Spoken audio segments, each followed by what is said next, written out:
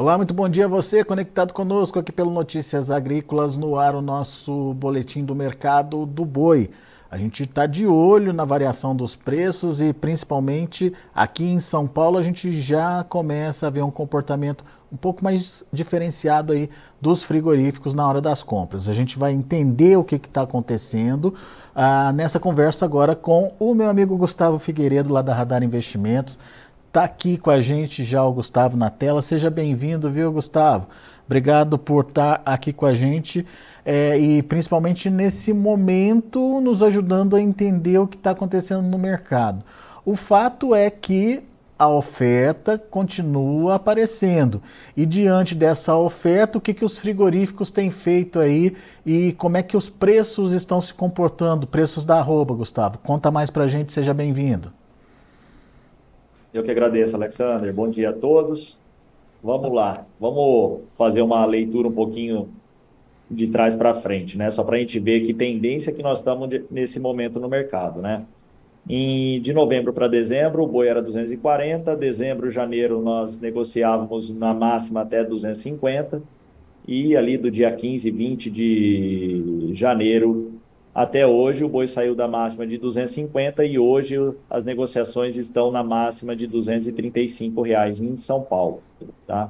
As escalas, elas são confortáveis, que é o que está dando essa tendência. Não é aquela queda, né, Alexandre, igual nós vimos no ano passado, que a queda era brusca, saía de 250 para 230 em um curto espaço de tempo. Não, ela está sendo uma queda de acordo com o mercado, uma queda lenta, a cada mês praticamente caiu aí R$ 5, né? Final de janeiro caindo de 250 já vindo para 245, durante fevereiro veio de 245, máximo de 240 com mínima de 35, e agora nós estamos virando o mês de março de 35 com máxima, com uma mínima de 230, onde é a tentativa dos negócios hoje, né? Elas giram em torno de 230 no prazo, que já são vistos esses negócios, até 230 no prazo e à vista e 235 no prazo e à vista.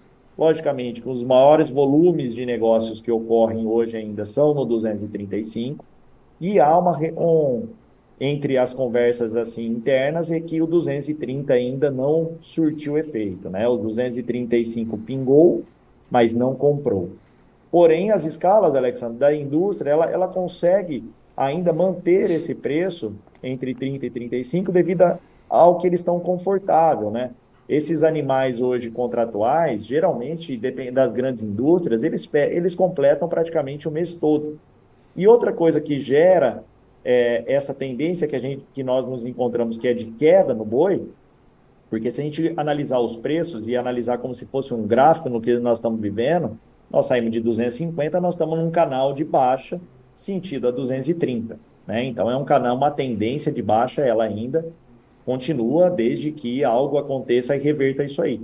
Agora, o que gera essa pressão também, Alexandre, nesse momento sobre as escalas, é ainda o fluxo de fêmeas ainda que estão sendo abatidas, logicamente devido ao ciclo que a gente se encontra e ao preço dos bezerros, que não geram margem na atividade e várias pessoas saem da atividade de cria e reduzindo o rebanho vão abater mais fêmeas. Hoje mesmo saiu aqui notícia, o IMEA soltou, que ao longo de fevereiro, no Mato Grosso, 56% do abate total do MT, 56% foram fêmeas. Isso, com certeza, gera essa pressão negativa sobre o preço da arroba em todo o Brasil, né, Alexandre? Bom, vamos lá, vamos por partes então, Gustavo. 235 virou máxima, tentativa de 230, com já alguns negócios acontecendo então nesse patamar dos 230, certo? Ah, pingou, Alexandre, é isso aí. Negócios já foram vistos, mas não são Não é grandes, referência ainda, né? digamos. Exato, não é a média. Onde hoje o indicador CPEA, né, que ele baliza aí, que são as médias que saem diária aí, ele está bem correto. E quando a gente pega os aplicativos hoje existentes também, que eles visualizam aí os negócios, né, de forma privada, né, não sendo um indicador que move a bolsa, a gente pega o aplicativo Agro Brasil, o aplicativo da Tagro, Eles estão trabalhando aí. Ontem o AgroBrasil já trabalhou em 231, 232, o Datagro já 233, 234. Quando a gente pega a média entre esses dois aplicativos, a média hoje aí do indicador CPEA aí, ela está bem coerente com a realidade, trabalhando aí num R$ 233 aí para o estado de São Paulo. Muito bem. Só que você ponderou que a oferta continua aumentando, principalmente a participação de fêmeas nas escalas, e citou o exemplo lá do Mato Grosso.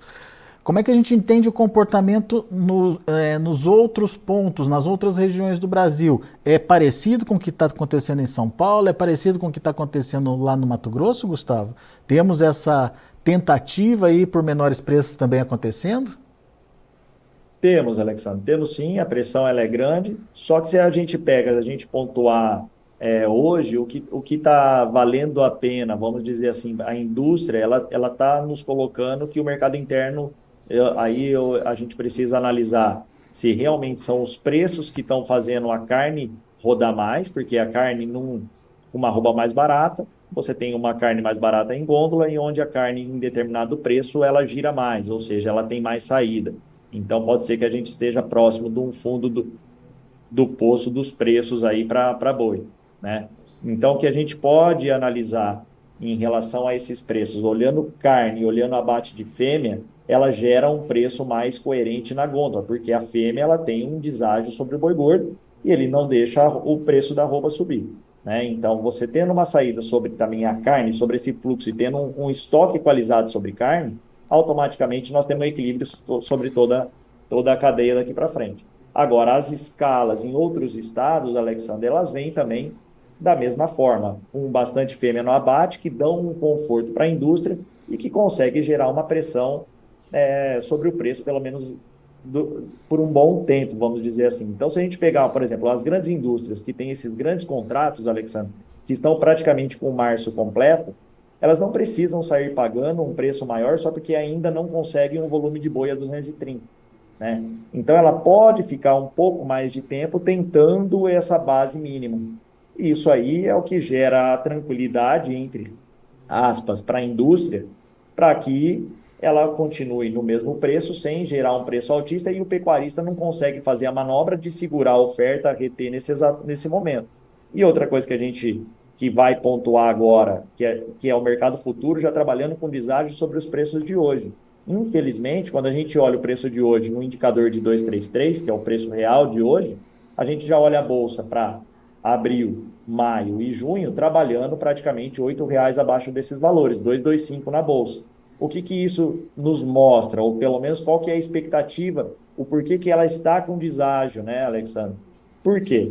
Porque nós vamos entrar num cenário já daqui para frente, que é início de abril, maio, onde a seca já começa a ser mais efetiva.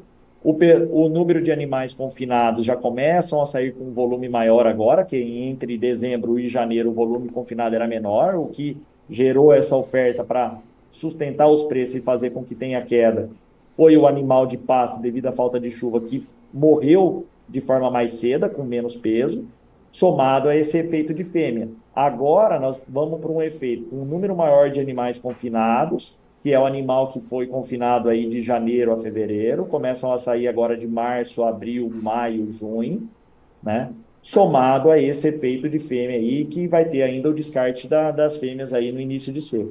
Então, pode ser que essa soma do animal confinado com maior volume, com fêmea saindo nesse momento, se continuar a mesma proporção que nós estamos vendo, aí sim a gente pode falar que o boi, ou ele estabiliza nesses preços, nesses níveis baixos, ou ele cai mais um pouco, configurando essa expectativa da bolsa, né? O que eu não consigo ver no curto prazo, de 1 a 2 semanas aí, vamos dizer assim, é uma expectativa de alta para a arroba do boi nesse exato momento. Agora, tudo aquilo que é pressionado demais, uma hora essa mola pressionada demais, ela explode.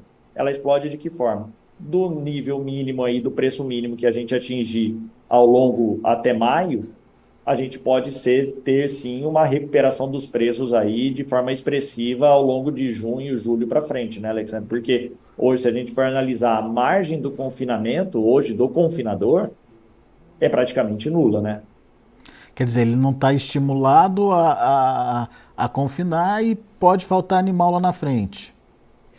Porque nós tivemos um excesso de fêmea nesse momento, que é praticamente mesmo descarte de fêmeas e também redução de rebanho, né? Que é o que vem acontecendo agora de uma forma um pouco mais acelerada, né? Nesse período aí de chuva, onde tem pasto. Não. Tudo bem que várias regiões faltaram chuva, mas aonde a chuva foi regular, você tem esse animal com mais volume, né? Nesse período de pastagem mais verde. E após esse descarte de fêmea aí até maio, abril, maio, talvez com a redução desse número de fêmeas no abate e um volume de animais confinados menor devido à falta de margem na operação, a gente pode ter sim que uma surpresa para o início do segundo semestre. Muito bem. Mas que tipo de surpresa, Gustavo? A gente está falando de retomada daquele movimento de alta, de demanda forte, de estímulo aí à produção ou mais uma correção de preço só? Eu acho que a gente vai trabalhar ao longo de 24, mas como diz, né, Alexandre, isso aí é uma opinião minha, né? Não é fato. Nós vamos trabalhar dentro do ano de 24 com o cenário que nós já vimos esse ano. Então, a gente atingiu um boi de 250, o boi vindo agora 230, aí se configurar o cenário da bolsa que nós estamos olhando hoje, a gente vai ter um boi na casa de 220 a 230, isso aí se configurar até maio. Então, da mínima que a gente atingir, se a mínima for 225, 220, aí a gente tem uma recuperação aí entre 20 e 30 reais da arroba. Eu não vejo explosão de preço ainda, Alexander. Eu vejo que nós estamos num ciclo ainda com bezerro barato, reposição barata, e isso aí também não vai permitir que a arroba exploda, porque se você tem uma, uma reposição barata, um custo mais inferior a isso, se a arroba chegar a 250, 260, 270, você já remunera a atividade, né, em cima da reposição de hoje. Então, a partir desses valores aí, a gente tem sim um fluxo de animais saindo e com margem garantida na produção. Não precisamos ter uma arroba de 300 para ter lucro, né? Então, eu acredito que a gente vai trabalhar aí com uma demanda bem restritiva ainda, ou igual a que nós estamos hoje, né, em cima desses valores, e uma arroba acima de 270 também, você já começa a prejudicar em relação à demanda, né, Alexandre? O custo das coisas ficam além do que a economia nos proporciona. Suporta, né? Ô, Né? Gustavo, mas só para entender então, a margem melhora do Não, pecuarista? com a reposição que nós temos hoje, Alexander, com a reposição que nós temos hoje, que ela não é ruim frente a um passado próximo, um boi de 250 a 270, nós temos sim margem na operação, né? Então, o que nós não temos é hoje, numa arroba de 230, repona 230, 240 até 250, dependendo da reposição que pegar. Nós estamos falando de gado magro, lógico, né? 12, 13 arroba. Aí você tem uma redução drástica aí na atividade, né, em relação à margem. Não é qualquer um que vai entrar. São aquelas pessoas que realmente são profissionais e que têm todo o custo ali na sua mão para saber o quanto ele pode gerar dentro dessa atividade com margens apertadas. Tem gente que vai ter mais, tem gente que vai ficar negativo. Agora, se você faz uma reposição hoje e a arroba ela chega entre 250 e 270 para segundo semestre, a gente tem sim uma margem em cima do que foi negociado aí nesse primeiro semestre de gado magro. Muito bem. Vamos então aguardar as cenas dos próximos capítulos. Meu caro Gustavo Figueiredo, muito obrigado aí pela participação e pelos esclarecimentos. Só uma última pergunta, Gustavo. Demanda, contamos com ela ou não? Tem China voltando? Tem reabilitação aí da economia brasileira no seu radar? Alexandre, vamos lá. Sobre a demanda, a gente não pode nem reclamar nesse momento, né? O ano passado nós batemos recorde sobre exportação. A China continua sendo o nosso grande player ainda, ela continua levando. Ela é sim uma preocupação, porque nós somos muito dependentes hoje ainda dela, devido ao fluxo que ela leva da gente, né? E a situação lá, pelo que a gente vai observando aí com o tempo, ela é preocupante, é, ela não é uma coisa que deixa a gente confortável, mas se ela continuar levando esse volume, Alexander, a gente pode esperar sim, vamos dizer, ela nos sustenta em relação ao que a gente produz, né, Alexandre? Então, o que nós estamos vendo hoje realmente é uma questão de ciclo, mais fêmeas no abate, porque não é a exportação que está fazendo cair. Logicamente que em dólar o valor da tonelada negociada reduziu.